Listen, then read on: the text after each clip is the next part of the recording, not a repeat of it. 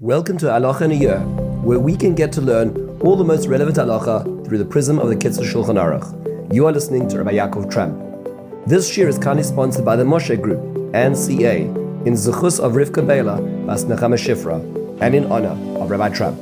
We now move into a new area in halacha. This is characteristics which a person should acquire. This is part 1 of Siman Chavtes, the 29th chapter of the Kitzur. You'll notice that we are now leaving the discussion of waking up in the morning and davening shachris. That has taken really essentially the first 28, with a few sections of the Kitzur Shulchan Aruch. We're now moving abroad beyond the actual wake up and davening, and now more about life in general, because again, what the Kitzur Shulchan Aruch is trying to do is give us a halachic guide to life, not just related to specific ritual activities, which is why this is profoundly meaningful, because it's going to govern every aspect of our lives. And specifically now, sometimes we think of characteristics as something which relates to the realm of psychology, of self-improvement, but not halacha, not the way that we should live our lives.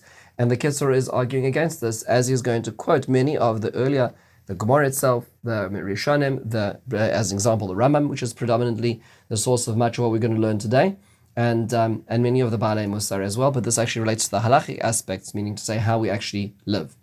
We're going to look at 3 concepts in our first section today, because there are 2 sections of the section. We're going to look at the concept of finding balance, behavior when performing mitzvahs, and the right environment. Let's take a jump straight in from the top.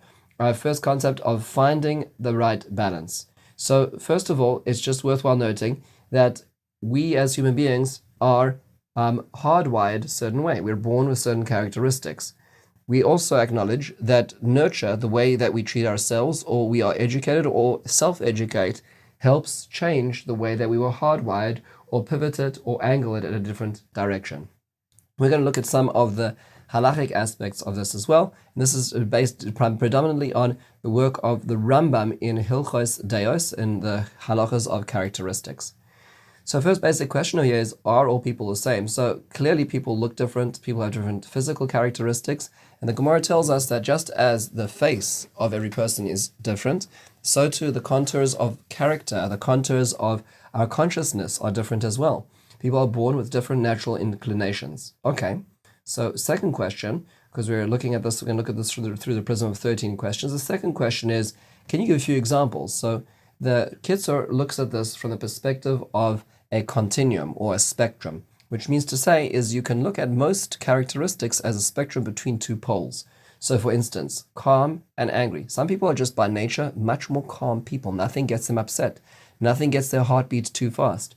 And there's some people who are constantly angry, constantly passionate, constantly getting volatile about things. And there's a spectrum of personality between those 2 poles. And some people are just born more volatile, and some people are born more unshakable. Another spectrum is arrogance and humility. Some people naturally feel very self-concerned or self-assured, and other people are very much not about themselves. They don't think about themselves too much. There is indulgence and abstinence. So people who are just naturally want to have more, and there's those people who just naturally just won't have anything. There are those people who are more expansive in their views. They're going to be businessmen. They're going to change the world. And there are those who are more narrow. They're dealing with what's in front of themselves. There are people who are stingy, who are generous. That's another spectrum. Cruel or kind, timid or courageous. There's so many different spectrums that the Kitzur lists over here. And people are found born with specific netios, specific inclinations within the spectrum towards either extreme. So the question then becomes, if everyone is born with certain proclivities, what is their goal in life? So the goal, as understood by the Kitzur, based on this Rambam, is what's called the golden mean. This means to say is that a person is attempting to find the middle ground, because usually the middle is the healthy means as well. So what are some examples of this? So a few examples. It's unhealthy to be running after all material things one's entire life, eating what one sees whenever one sees it, drinking what one drinks, engaging in any pleasure that one wants to whenever one has a whim for it. But on the opposite end of this spectrum, being completely abstinent, not willing to taste anything, enjoy anything, buy anything, is also a very unhealthy characteristic. The question is about finding the balance, the middle, the golden rule for that person. Similarly, it's unhealthy for a person who just gives away their money whenever they see opportunity, but it's also unhealthy for a person to keep everything and guard it and believe that it all belongs to them.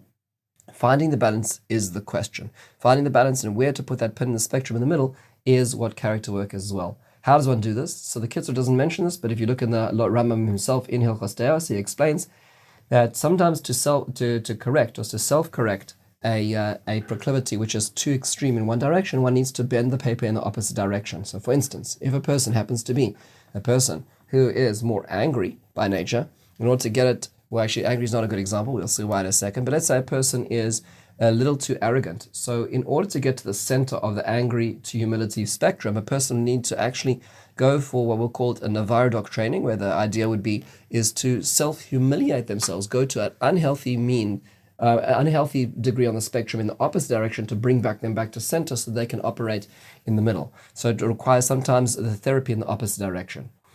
Now, are there some characteristics which are objectively bad and the middle doesn't work? And the answer is correct. In fact, there are two which are listed over here, and they are arrogance and anger. Those are the two which are seen as just naturally always a problem. It's not good to be angry, and it's not good to be arrogant, and a person needs to move to the opposite end of the spectrum. So let's start one by one. How do I work on humility? So the Kitzur points out that it's in conduct. I speak calmly, I keep my eyes downwards and my heart upwards. So it's not a lack of belief in self, but it's a lack of focus on self as well. I was actually reading Living Legend recently about Rav Yitzchak David Grossman, and one thing I noticed in all the pictures with him is almost always he's looking down. He's never looking for the acknowledgement. It's really remarkable. That's humility. There are another aspect of it, this says the Kitzur, is to look at other people and see the greatness in other people. And that could be, they could be more successful in wisdom, in finance, in their purity. There's always something to find in somebody else which they have, which you don't have. And therefore it's worth being humbled to them because of that uniqueness which they acquire. The next question is, why is it so important to avoid anger? Why is this one of the critical ideas? So the Kitzur brings three perspectives. He says anger always leads to sin. He quotes the Gemara which says, in the name of Eliyahu Hanavi to Rav Yehuda, the brother of Rav Salah Hasidah, who said, "Lo tirtach v'lo techte." Don't get angry and don't sin, because sin automatically comes out of anger. Another aspect of this is that anger questions Hashem's running of this world. So that's why it's called kol alakois, a person who gets angry. Ki'ilu oved avodas elilim, is as they're serving pagan deities. Why is that? Because when you're getting angry, you're essentially saying that this shouldn't have happened. I'm the victim of an unfair circumstance. Wait a second, unfair? So who's running the show now? Oh, so God didn't know what he was doing when he set this up then. That's what essentially anger is revealing in one's theological perspective on the way the world is run. And thirdly, because anger also makes one's life very unpleasant. And that is, the Gemara says, Ba'al kas ein chayehem chayim. Those who are angry all the time, those are people who live with anger, their life is not life. It is not pleasant to be around them. And this is just a very simple thing as well. You could be 100% right. You could be absolutely wronged and the world owes it to you. But it's just unpleasant to be around because you are angry the whole time. So try to avoid this. How do I work on anger management? So the way, again, sounds simpler than it is to actually implement, but one should not allow the feeling of anger, which may be justified, to manifest itself in action. It seems that the Kitzur over here is going very much in the direction of behavioral therapy. We're not trying to change the way you feel or think, but the way that you act. And the acting will ultimately reform will be the intervention for one's feelings ultimately. What if I need to get angry to educate? So first of all, that's a good question, and if that actually works, it may create regulation, but it may not create belief in that regulation. But even so, if that is the case, then it has to be a display of anger rather than actually a bubbling up of indignant rage, which it usually is. Finally, just last term, 3 questions. Surely one should try to avoid all things which are problematic. So for instance, the Mishnah in the Pirkei Avos says, Kinotava and kavod moitziras ha'adam min ha'olam, that a person who is envious, a person who is indulgent, and a person who seeks honor are things which are going to take away themselves out of this world. So surely I should try to go to the opposite end of the spectrum, like with arrogance and anger. So the Kitzur says, no, you do need to avoid these, but it's not the case that one should be completely devoid of the want of honor. As an example, honor, we need to have a healthy sense of self. One should not be completely devoid of a sense of ta'ava, of indulgence, That's why a Nazir, a person who is going to set themselves apart by not indulging in this world, has to bring a korban chatas, a sin offering, because one is expected to enjoy the beauty of Hashem's world as well to a degree. And also kina, when it comes to envy, we know that kinas sofrim tarbe chachma, there's envy about people doing good things, which can lead to incredible character growth as well. So it's not, one can't just sort of prescribe for oneself what is correct. It requires a prescription based on tradition and those who carry that tradition. What about quiet versus being loud? So it's, again, this is another exception that is talked about, and we know this from many sources, that shtika, that silence, is a very important midah which a person needs to cultivate and move more towards than being verbose. And our sages tell us that a person who speaks a lot is going to inevitably sin at some point in time as well. There's many sayings about this, as Rava says in the Gemara, that maves v'chaim b'yad halashon, a person that death and life are in the hands of the tongue, that things we say can really create huge ramifications, which are very hard to be put back in the bottle as well. When is it allowed? So the Kitzur says when one speaks one divrei Torah or the necessities of life, those are all right. But more than that, it's more difficult. I had a teacher, Rabbi Yosef Kritz, who used to point out that if you avoid two topics of conversation, you are most likely going to be all right, and they are people, if you don't talk about people, which seems to be the predominant topic of most people's discussion, and negative things. So complaining about something, even if it starts with something, it's going to end up talking about someone. So negative conversations or people are two ways to avoid getting there. We move to the second concept now, which is behavior when performing mitzvahs. So what should my attitude be when I want to perform a mitzvah and others are scorning me for behaving in that way? So again, we go back to the Mishnah in Pirkei Avos, which talks about the teachings of Yehuda ben Tema. We explain having az kaname, you need to be brazen like a leopard. There's a space for brazenness, being strong about something, that even though people may be mocking you, you need to be proud about what you're doing. What should I do if there are multiple people who want to do a mitzvah? So in this case, this is not where Rabbi Yehuda ben Tema was saying his words. Meaning, if I'm going to fight out about the fact that I deserve to do this mitzvah, I need to take the amud, I need to get this aliyah, I need to get this kaddish, I need to, and it's going to be at the cost of another Jew who also wants it, then you've ultimately lost. This is not going to be what you're trying to achieve as well. And similarly, the Kitzur brings a statement from Chazal, which says that the lechem aponim, the showbread, which is in the Beis Hamikdash, which was distributed to the group of kohanim who are working that week, the Gemara says, it's a mitzvah to eat the showbread. But shanino, we were taught hatzanuim, those who are more humble or more modest, the people who are a little more modest and humble would not be the first ones to try to stick their hands in or push each other off the ramp when trying to go up the mizbeach. One has to be careful that brazenness is to those who mock one against doing a mitzvah, but for all those who want to do it, it's better to take a quieter role rather than to be at the cost of somebody else. And finally, last concept is the importance of environment.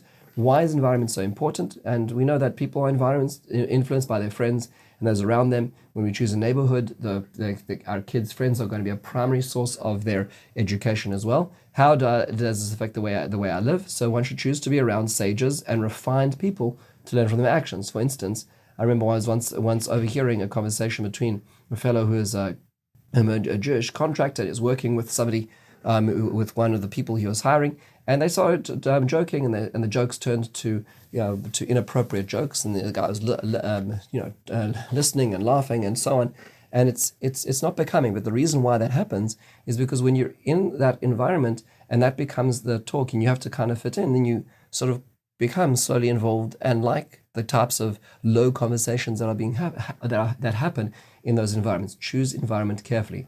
What happens if I live in a place where there are bad leaders or people, the culture in general is very corrupt? Says the Kitzur Shulchan Aruch, you should move on. Don't stay there because you will be influenced as well. In fact, Shlomo Melech used to say, he says, Holech el chachamim yechkam, a person who goes to the sages will become wise. Uroik silim yero, and the person who goes and spends time with the fools will ultimately become, will bitter in the end of the day, will become negative. How do we become more godly in our actions? So attach oneself to sages and those who embody Torah values. What does that look like? So the Gemara says that there's a mitzvah asay, there's a positive commandment to cleave oneself to those who are sages, to learn from their actions, As it says, uvoitid bak, you should cleave to Hashem. How can a person cleave to Hashem? But it refers to those who are living the life of HaKadosh Baruch Hu. That means to say, try to have meals with them, try to do business with them, try to spend time with them, even trying to marry into their families so that one is connected with them, because that does have a significant influence about the type of life, the type of conversation, the type of values that a person needs. With this, we conclude the first section of this very important topic of characteristics to acquire. In the meantime, have a wonderful, meaningful day.